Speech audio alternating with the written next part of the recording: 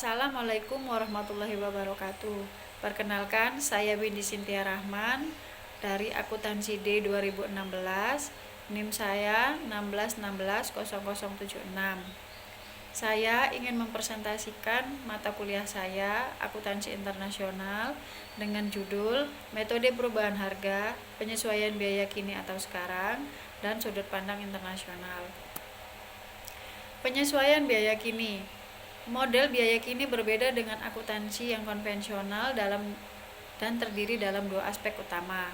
Yang pertama, aktiva tetap dinilai berdasarkan biaya kini dan bukan biaya histori.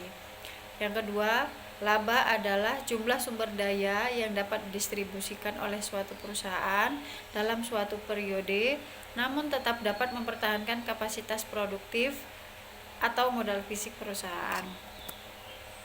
Metode perubahan harga. Model daya beli kini konstan menggabungkan karakteristik model daya beli histori konstan dan model biaya kini. Perusahaan akan dianggap lebih baik jika hanya aktiva-aktiva meningkat lebih besar daripada laju inflasi. Pelaporan campuran ini merupakan metode yang digunakan oleh Grupo Modelo.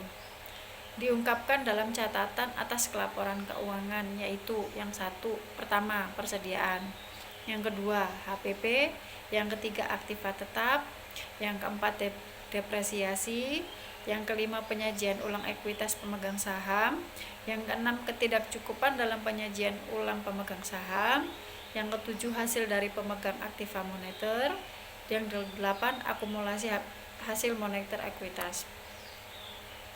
Sudut pandang internasional. Sudut pandang internasional ini saya mempresentasikan 3 negara. Yang pertama, Amerika Serikat. Statement of Financial Accounting Standard atau FAS nomor 33 berjudul Pelaporan Keuangan dan Perubahan Harga. Pernyataan ini mengharuskan perusahaan-perusahaan Amerika Serikat yang memiliki persediaan dan aktiva tetap yang bernilai lebih dari 125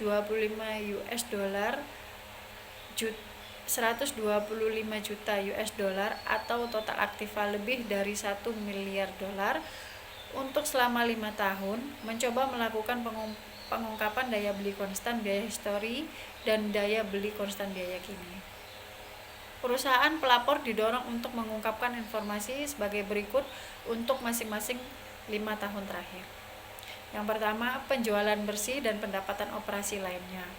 Yang kedua, laba dari operasi yang berjalan. Yang ketiga, keuntungan atau keuntungan daya beli. Yang keempat, kenaikan atau penurunan dalam biaya kini. Yang kelima, setiap agregat penyesuaian translasi mata uang asing berdasarkan biaya kini yang timbul dari konsolidasi.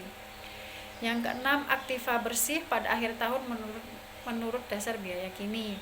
Yang ketujuh, laba bertahun. Yang kedelapan, dividen per saham biasa. Yang kesembilan, harga pasar akhir tahun per lembar harga saham. Yang kesepuluh, tingkat indeks harga konsumen atau Consumer Price Index atau CPI yang digunakan untuk mengukur laba. Yang kedua, sudut pandang internasional menurut Inggris. Accounting Standard Committee atau ASC menerbitkan pernyataan standar praktik akuntansi A nomor akuntansi A16 atau Statement of Standard Accounting Practice SSAP nomor 16. Standar di Inggris memperbolehkan 3 pilihan pelaporan. Yang pertama, menyajikan akun-akun biaya kini sebagai laporan keuangan dasar akun-akun pelengkap biaya histori. Yang kedua, menyajikan akun-akun biaya histori sebagai laporan keuangan dasar dengan akun-akun pelengkap biaya kini.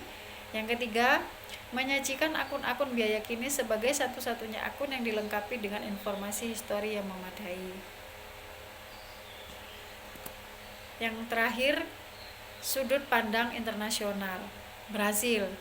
Penyesuaian tingkat harga terhadap ekuitas pemegang saham merupakan investasi pemegang saham pada awal periode yang harus tumbuh agar tidak tertinggal dengan laju inflasi.